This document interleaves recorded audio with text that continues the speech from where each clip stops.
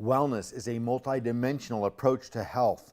Wellness is a synthesis of physical, mental, social, emotional, philosophical, and even spiritual fitness and seeks to create a sense of wholeness overall. Health can be considered the absence of pain, suffering, or disease, but wellness is the added surplus of being fit and experiencing its benefits. The latest a wellness routine and lifestyle should begin is midway through RP, 125 to 135 days in. Start slow and ramp up proportionally with clean time. This section is going to review all the areas of wellness and provide instructions as well. As you become more comfortable and disciplined in wellness, you can customize and modify wellness to fit your specific mind, body, health, personality, and constitution.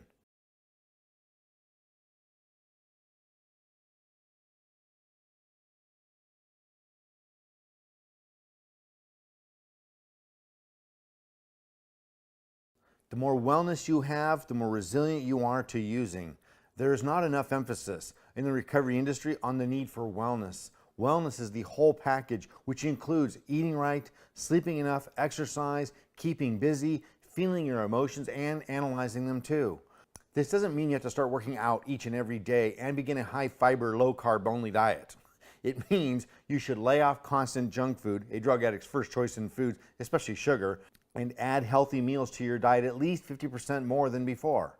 It means getting some cardio for 15 to 20 minutes every day, such as walking, running, yoga, or sports. Maybe a little weightlifting to tone the body and flex joints and tissues. There are plenty of home cardio and fitness routines that can be viewed with a DVD player on the internet and can be done right in the living room.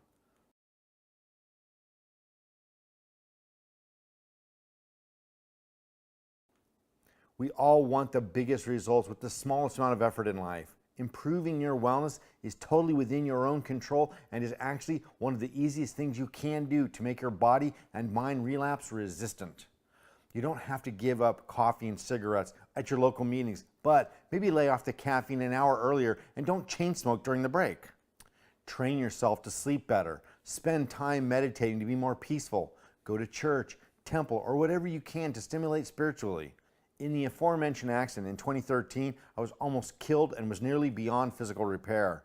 I can say with true confidence that I am so grateful for my wellness condition prior to the accident. The head of neurology at UCLA explained that my above average level of wellness is why my body, brain, mind, and spirit are alive and recovering today. Please do not undervalue the benefits of a healthy and fit you. You never know when it might make the difference. If I had not been somewhat fit, I would not be here now, and that is certain. If I had not been well mentally and spiritually, I would not have had the strength, ability, and confidence essential to my accident recovery. If I had not been moderately fit in responsibility, finance, body, and other practical issues, I would have been destitute and possibly homeless, handicapped, and broken after the horrible accident I was in. Physically handicapped is bad enough, I assure you, but if I had been irreparably damaged in mind and spirit, I know suicide may have been a considerable option. Considering suicide in that state was not an option of weakness, it was an option I considered with reason and sensibility. People whose mental state and consciousness are impaired regularly due to drugs are less likely to put emphasis on a wellness lifestyle.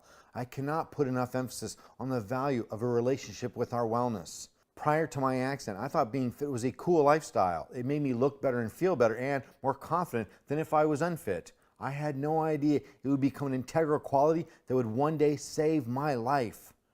Wellness is comprehensive. It does not need to be, nor should it be, an overwhelming fixation. The addictive personality is likely to get into it to a point of fixation. I am not a fitness instructor or a health or wellness master. I'm just a healthy survivor of addiction with some suggestions. Pace. All exercises should start at a slightly above comfort level. It is easy to do too little or too much. Your subconscious is seeking clever, covert ways of sabotaging success. Remember, it rejects whatever is unfamiliar. If we are too passive, it is a sign the subconscious is encouraging us to lose interest by not feeling the benefits that perpetuate wellness. If we are too aggressive, it is encouraging hitting the wall so it can justify breaks and cessation, and the next thing we know, we stopped altogether. Balance is always the key. Not too little, not too much. The main guideline is the slightly above comfort zone with all routines and endeavors. 2 to 5 workouts per week, approximately 2 routines of weights, 5 to 10 reps each, moderate weights as per your strength and experience. Curls, bench presses, triceps, shoulder lifting, etc. Slightly outside your comfort zone. For example, if 10 pounds is very easy, go with 25 to 30 pounds. If 20 pounds is very hard, back down to 15 to 10. 10 to 30 minutes 2 to 5 times per week. Work up from wherever you are. A brisk walk, short hikes, stationary bike, real bike, treadmill or jog. The objective of cardio is to increase heart rate and breathing rate to make the heart and lungs stronger. You should feel slightly fatigued by the end of the exercise, but not exhausted from it. It adds up, so start small and work your way up to weekly sessions that make you sweat some. Stamina will be enhanced by cardio routines done regularly. If your routines are not regular and consistent, you will not enhance stamina. Stamina is important in every aspect of life. We need to be able to stick with tasks, exercising, studying, chores, work, sobriety, you name it. Mental and physical stamina are integral features to wellness and fulfillment. Read, study, learn, think, ponder, wonder. Dedicate 10 to 40 minutes to this every day. Read in bed at bedtime, over morning coffee. Pick any times that work best. Bathroom reading counts. During the beginning stages of my brain injury recovery, the hospital established therapies that include brain exercises, word puzzles, logic puzzles, memory puzzles, etc. When I first looked at them, I was insulted because they seemed so dumb for a guy of my intellect, yet I could barely do them at all. I was shocked and disappointed as they brought into focus the magnitude of my brain injury and impairment and the need to exercise and get fit again. Brain puzzles and exercises stimulate brain neuron function, like weightlifting and jogging for the brain. Some pace rules apply here too. Get slightly beyond your comfort zone. You'll know you've found the right level where you can only fully appreciate, understand, or execute only 70 to 80% of the material. Read fiction or nonfiction that is at least slightly more than frivolous entertainment. Books, articles, or anything that requires focus to follow along and is stimulating enough to hold your interest for 10 to 20 minutes or more. Things that make you think and wonder. Not something you lose interest in after you put it down. Material that you ultimately have an interest in returning to. Personally, I like nonfiction, historical accounts, philosophical and social musings, or explorations and science material that are not too academic. Visit your local library, bookstore, or online book options and muse over the titles, subjects, and the overall content. Experiment with different subjects until you find a type of reading you like. If you hate reading, experiment with only small amounts. Audiobooks can be an excellent alternative to print. Try reading along with your audiobook. Video option, Discovery Channel, or any others that regularly feature topics that will interest you and trigger reasoning and thinking. No, reality shows don't count. They will likely do the opposite and contribute to your mental deterioration, not stimulation.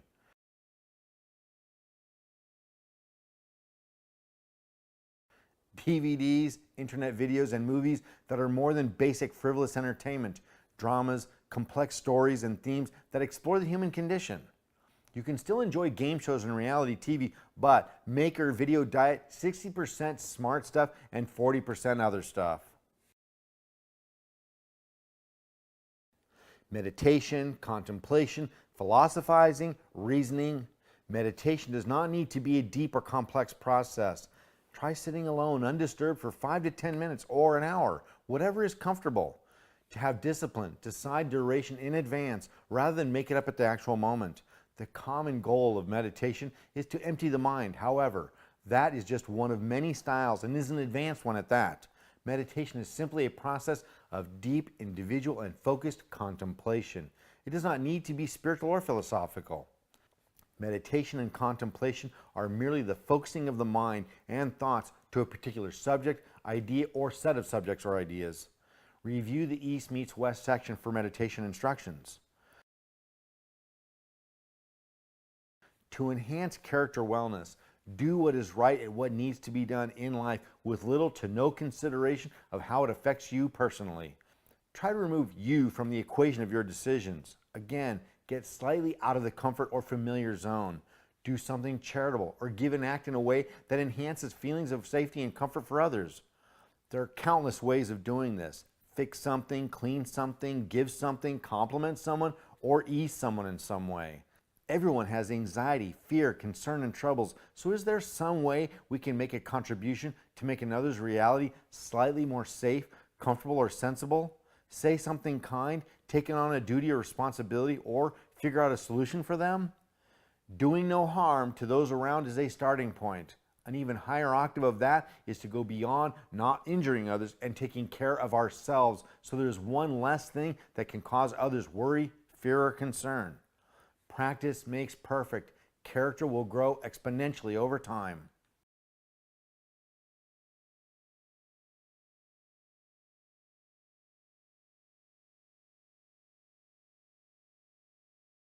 Religious refers to moral codes of living, sacred and even ritualistic expressions of concepts pertaining to God.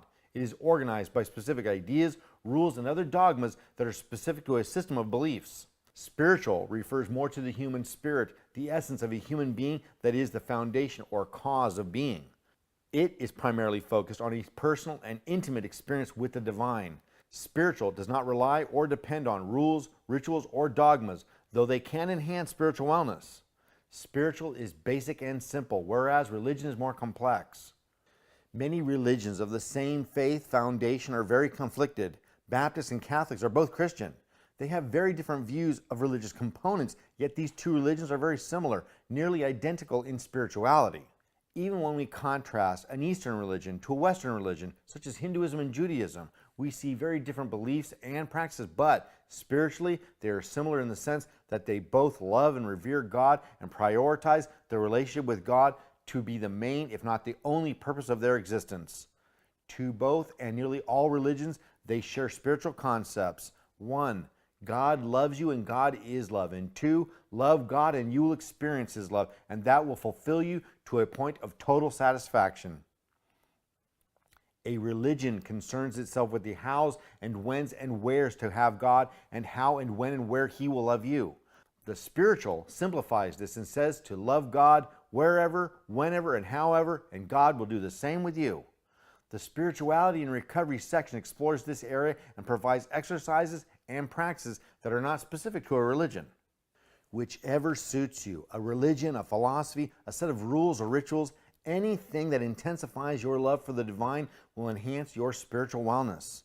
Humility is a key factor of every religious and spiritual teaching, as it is an essential characteristic to spiritual wellness.